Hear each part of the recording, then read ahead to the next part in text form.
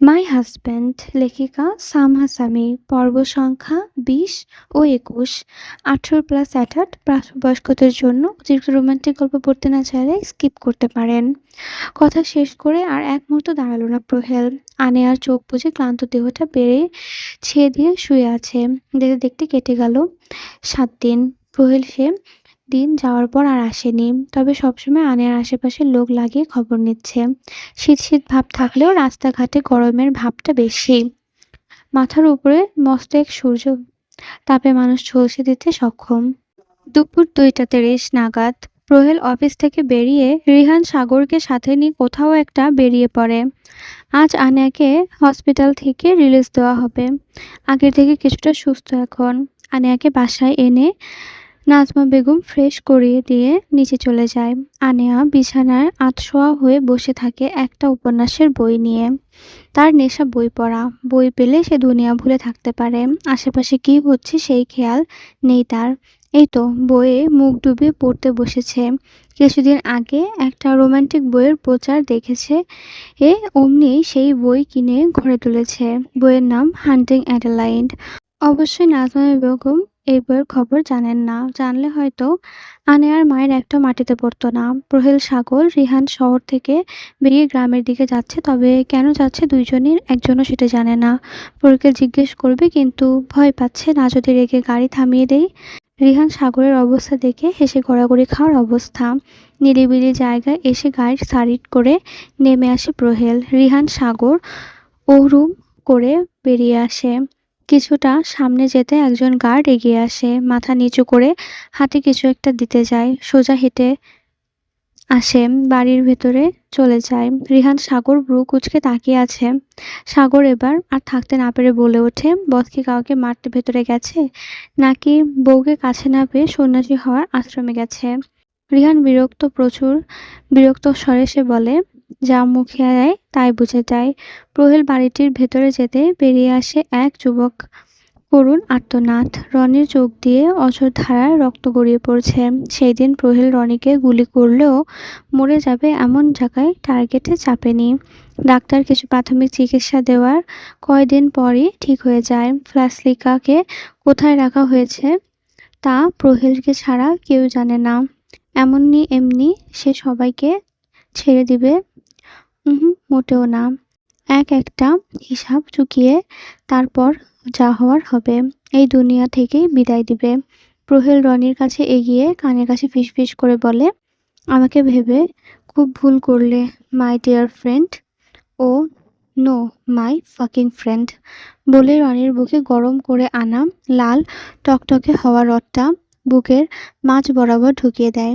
এতেও ক্ষান্ত হয় না প্রহেল। বুক থেকে রড বের করে এক করে ঢোকাতে তো বের করছে। এত শান্তি হয়নি প্রহেলের। সে রড বের করে চোখে ঢুকিয়ে দেয়। ব্যথায় ছটফট করে ওঠে রনি, তবে চিৎকার করতে পারে না। শেষ দেয়নি প্রহেল। ওই দিন হাসপাতাল থেকে বেরিয়ে প্রহেল রনির কাছে গিয়ে এখানে নিয়ে আসে। রাগে রিরি করতে থাকে, মুখে দাঁত চেপে ধরে। যেই চোখ, এই ঠোঁট, এই জিহ্বা দিয়ে আমার ছোট ফ্লাওয়ারের দিকে বাজে নজরে তাকিয়েছিলি না? আমি বলার পরেও তুই সেই আমার পিছন চাটা শুরু করলি। তোকে ছেড়ে দিই কি করে বল? রেগে গিয়ে দাঁড়ালো। ছুরি দিয়ে রনির জিহ্বা কেটে দিয়ে জবান বন্ধ করে দেয় চিরজীবনের জন্য। বর্তমান সাদা ফ্লোরে রক্তের খেয়ায় মেতে উঠেছে প্রহেলের হাতে গাঢ় রক্ত মেখে একাকার। প্রহেল হাসে। এতক্ষণে রনির দেহ থেকে আত্মা বেরিয়ে গেছে। প্রহেল রনির নিথর হয়ে পড়ে থাকা দেহটাকে এক নজর দেখে চোখ সরিয়ে নেয়। জোরে নিঃশ্বাস টানে নিজের মাঝে নেয়। বিড়বিড় করে বলে ওঠে, তোকে মারতে আমার ভীষণ কষ্ট হয়েছে। নিজেকে শুধরে না নিয়ে কেন এমন করলি? হাতে নিজের জীবন তুলে দিলি। প্রহেল বেরিয়ে যায়। প্রহেলকে দেখে রিহান সাগর থরথর করে কাঁপছে। প্রহেলের চোখ অসম্ভব লাল হয়ে আছে। শরীরে বিন্দু বিন্দু রক্তের ছিটে চটে আছে। প্রহেলে এক নজর তাকিয়ে গাড়িতে উঠে বসে। রিহান সাগরও তাই করে। নিজ গতিতে চলতে থাকে গাড়িটি। বরফের গাঢ় গুহার বসে আছে। কিছু একটা করছে ইয়াং। সেই রাতে ওদের থেকে পালিয়ে সেই সুইজারল্যান্ডে নিজের গুপ্ত ল্যাবে মালঞ্চ করেছে। হাতে থাকা জিনিসটা ঘুরিয়ে ঘুরিয়ে দেখছে। বিশ্রী এক হাসি দিয়ে বলে, আমি পালাবো, তবে বারবার নয়। আমাদের আবারও দেখা হবে। চোখ দিয়ে যেন আগুন ধরিয়ে দিচ্ছে চারপাশ। রাত 11:30। ঘুমের মাঝে বুকের উপর ভারী ভারী মনে হতে থাকে আনেয়ার। পাশ ফিরে শুতে চায়, আশ্চর্যজনক একবার সে নড়তে পারছে না। মনে হচ্ছে শক্ত কিছু একটা তাকে সাপের মতো পেঁচিয়ে ধরে আছে। আনেয়া ঘুম ঘুম চোখে মাথা তুলে নিজের ওপরের দিকে তাকায়, ওপরে কি আছে সেটা দেখার জন্য। বুকের মাঝে কেউ মুখ ডুবিয়ে শক্ত করে জড়িয়ে ধরে আছে প্রহেল। এলোমেলো চুল থেকে শ্যাম্পুর ঘ্রাণ ভেসে আসছে। আনেয়া যখন ব্যাপারটা বুঝতে পারে তখনই ঘুম ছুটে যায়। ঘুমের মধ্যে হঠাৎ ধাক্কার তাল সামলাতে না পেরে বেডের নিচে পড়ে যায় প্রহেল। নিজের এই কাজে বেক্কেল বনে যায় আনেয়া। প্রহেল চোখ ছোট করে তাকিয়ে আছে।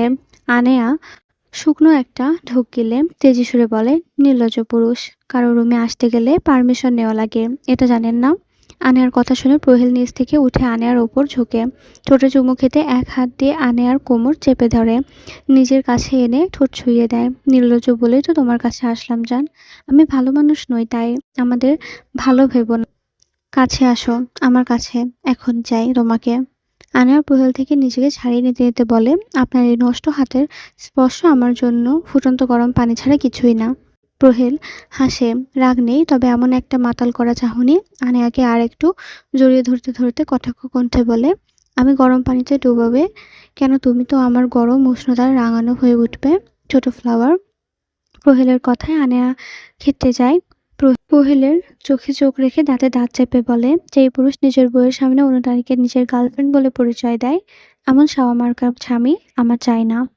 আনিয়ার মুখে এমন গালি শুনে হতভম্ব চোখে তাকিয়ে আছে প্রহেল। এলোমেলো চুলে আনিয়া রাগান্বিত হয়ে গালিও দিতে পারে। প্রহেল অবাক হয়ে বলে, ছোট ফ্লাওয়ার, তুমি গালিও দিতে পারো? হুম, আমি সব পারি, এখন আসতে পারেন। প্রহেল হাসে, এই মেয়ে যে আরো কি কি করবে। হাত ধরে টান দিতে আনিয়া প্রহেলের প্রশস্ত বুকে এসে মুখ থুবড়ে পড়ে। প্রহেল ফিসফিস করে বলে, বের হবো জান, আগে তো খেয়ে নিতে দাও। আমি আর সহ্য করতে পারছি না জান, please, I need you Mrs প্রহেল। আনিয়া কেঁপে কেঁপে ওঠে, পরিচিত হাতের স্পর্শে কেঁপে ওঠে তার সর্বাঙ্গ। আবারও প্রহেল মাতার করা নেশার কণ্ঠে কানে আসে, রাগ করো না জান, আপাতত তোমার মাঝে মিশে যেতে দাও। চিল্লেও না, অনেকদিন উপোস আমি, আমার রক্ত গরম হয়ে আছে। প্রহেল দক্ষ হাতে আনেয়ার চিকন কোমর চেপে নিজের কাছে এনে ধরে ঠোঁট মিলিয়ে দেয়। সামনের সাথে সাথে প্রহেলের হাতের স্পর্শে কেঁপে ওঠে আনেয়ার ছোট্ট শরীরটা। এতদিনের রাগ অভিমান যেন একটু একটু করে গলে যেতে পড়েছে। ধীরে ধীরে প্রহেলের হাত আনেয়ার জামার চেইনে চলে যায়।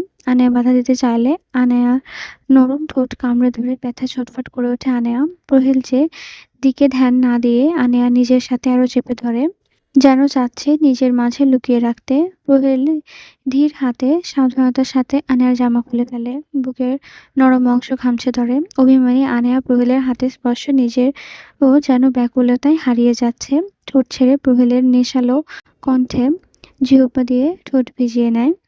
লোড বেশি পড়বে ছোট ফ্লাওয়ার, বাট অনেক সুখ পাবে, তাই সহ্য করে নেবে। মনে রেখো, আমরা এখন তোমার বাড়ি, এই রুমে সাউন্ড প্রুফ নয়, তাই বেশি জোরে লাগলে চেঁচামেচি একদম করবে না। কথা শেষ করে প্রহেল আনিয়ার গলায় মুখ ডুবে দেয়, কিছুক্ষণ পর নির্মমভাবে কামড়াতে থাকে।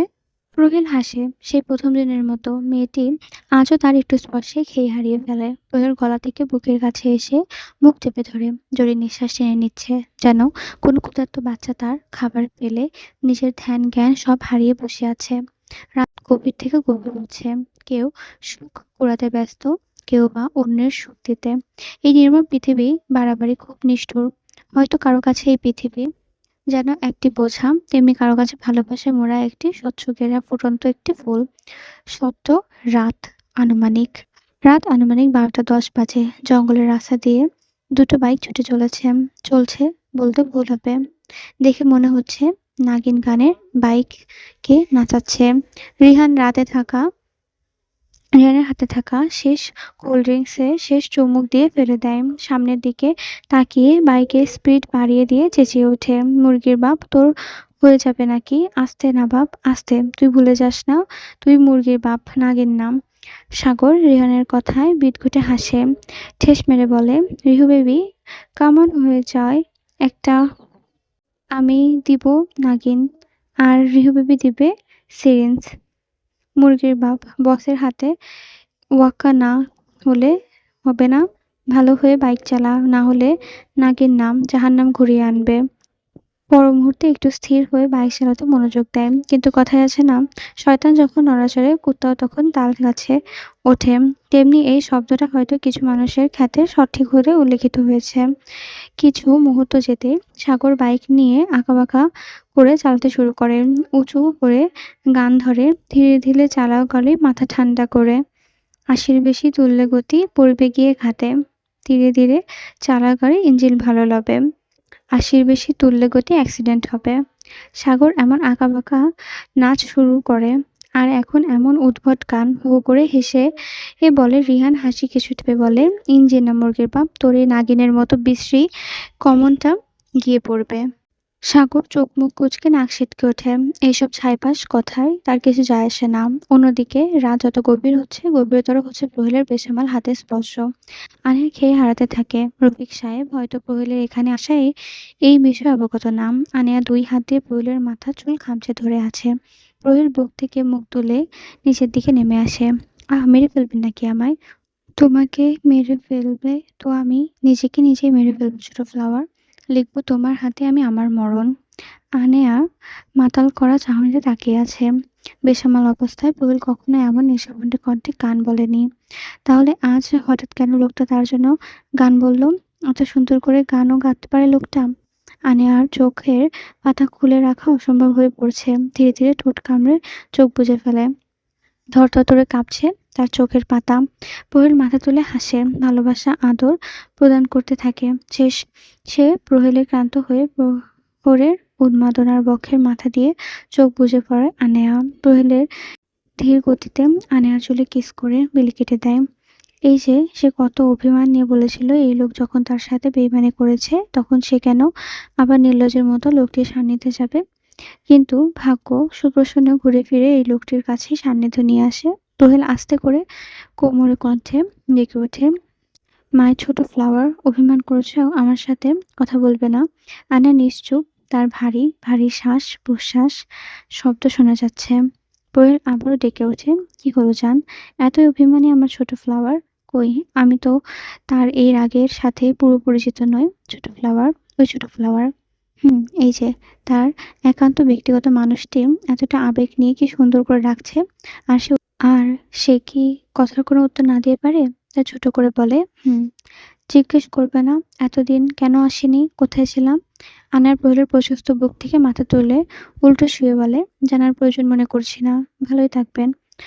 আফটার অল নিউ পারসন পেলে।